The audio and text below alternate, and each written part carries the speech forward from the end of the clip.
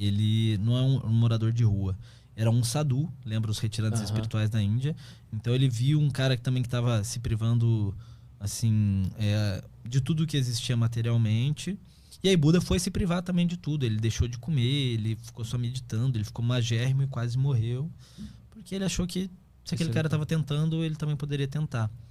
E aí, no final dessa busca, ele entendeu que ele não precisava passar por aquilo. Ele descobriu o caminho do meio, que ele não precisava nem para um extremo e nem por outro. A gente vive aqui numa sociedade de extremos, né? A gente não precisa necessariamente ir de um extremo ao outro. E quando é que ele começa a ganhar notoriedade ou ser conhecido? Historicamente falando, já na época dele, Buda teve acho que 300 ou 400 discípulos. Então já ele atingiu a iluminação com acho que 34 anos, se não me engano. O que é atingir a iluminação? Pô, irmão, não posso falar porque eu não tive lá.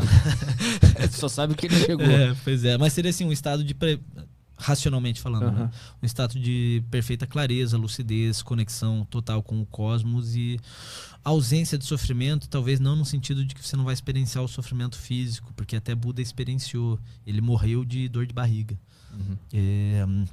Mas de você estar conectado com algo superior. Mas eu não tô lá para falar. Lá na época, quando ele começou a tirar essas conclusões, ele começou a falar com as pessoas sobre isso e ele começou a ser conhecido por ser esse cara que entendeu algo sobre a vida? Na verdade, ele estava debaixo de uma árvore, estava pleno lá, de boaça, quando chegaram 4 pessoas, encontraram ele lá e começaram a perguntar, e ele começou a falar das coisas, e as pessoas começaram a escutar ele e chamar outras pessoas e outras pessoas. Caramba. Então, historicamente, foi assim. Isso aí, esse registro, ele é de verdade ou ele é um conto, uma ficção? Não, você tem registros históricos muito claros sobre Buda. Existiu o clã dos Sákyas, existiu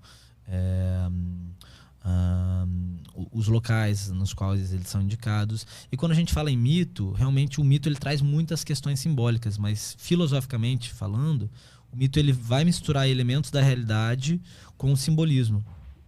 E eu não consigo dizer até onde isso é verdade ou não. Mas Buda deixou 84 mil ensinamentos que foram passados de mestre a discípulo.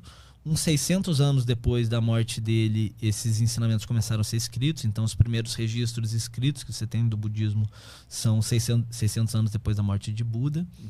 Mas, assim, historicamente, a gente sabe que Jesus existiu, de fato existiu. Não tem nenhum historiador que negue a existência de Jesus.